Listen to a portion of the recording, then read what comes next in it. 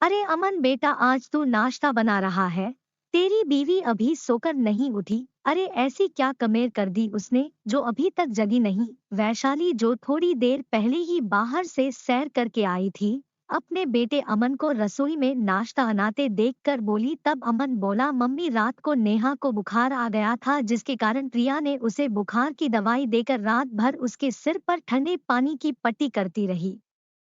सुबह के वक्त जब नेहा को बुखार से राहत मिली, तब कहीं जाकर उसे चैन मिला था। उसके बाद वह आराम करने के लिए लेट गई। मैंने उसे रात के समय कहा भी था कि तुम आराम कर लो, मैं नेहा को देख लूंगा, परंतु वह बोली, आपको तो सुबह ऑफिस भी जाना है, आप आराम कीजिए, मैं ही इसके सिर पर पट्टी रख दूंगी। जब मैंने उसकी बात नहीं मानी, तब उसने मुझे समझाकर सोने के लिए मजबूर कर दिया और खुद सारी रात जागती रही। सुबह के वक्त जब उसकी आंख नहीं खुली, तो मैंने सोचा रात भर सोई नहीं, क्यों जगाऊं?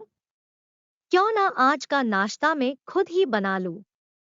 यह सुनकर वैशाली जी बोली, बच्चे तो हमारे भी बीमार होते थे, पर हमने तो कभी भी अपने पति से नाश्ता नहीं बनवाया। तेरी पत्नी स्पेशल है क्या, जो थक गई तू नाश्ता बना रहा है? वह आराम कर रही है, पता नहीं क्या हो गया है आजकल की बहुओं को। बच्चों की जरा सी सेवा करनी पड़ जाए तो थक जाती है। हमारे जमाने में तो ऐसा कभी नहीं होता था कि पति काम करे और पत्नी बिस्तर पर आराम करे। अमन कुछ बोलने ही वाला था कि तभी उसके पापा, जो वहीं पर खड़े दोनों की बातें सुन रहे थे, वैशाली जी से बोले, क्यों सुबह सुबह बेटे से बहस कर रही हो?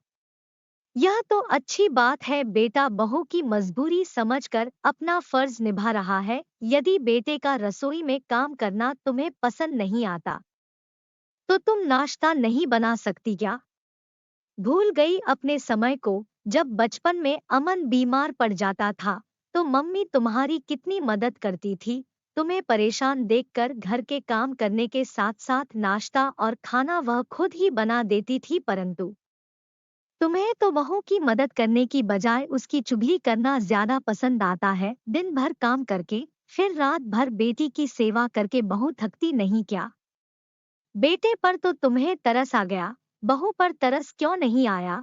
औरतों की यही कमी तो उन्हें बहू की नजरों से गिरा देती है। फिर वे कहती हैं कि बहू उनका सम्मान नहीं करती। पति की बात सुनकर वैशाली शर्मिंदा हो गई थी। वह अमन से बोली, बहू को आराम करने दो, खाना मैं बना दूंगी, तुम नाश्ता करके ऑफिस के लिए तैयार हो जाओ। ठीक कहते हैं ये, मुझे बहू का दुख समझना चाहिए था। कोई बात नहीं मम्मी, देर आए दुरुस्त आए, आपको अपनी गलती का एहसास हो गया है, मेरे और प्रिया के लिए यही काफी है। कहते हुए अमन मुस्कुराते हुए अपनी मम्मी के गले से लग गया था। दोस्तों, आज की कहानी आपको कैसी लगी कमेंट करके हमें जरूर बताएं और वीडियो को लाइक करके चैनल को सब्सक्राइब कर लीजिए।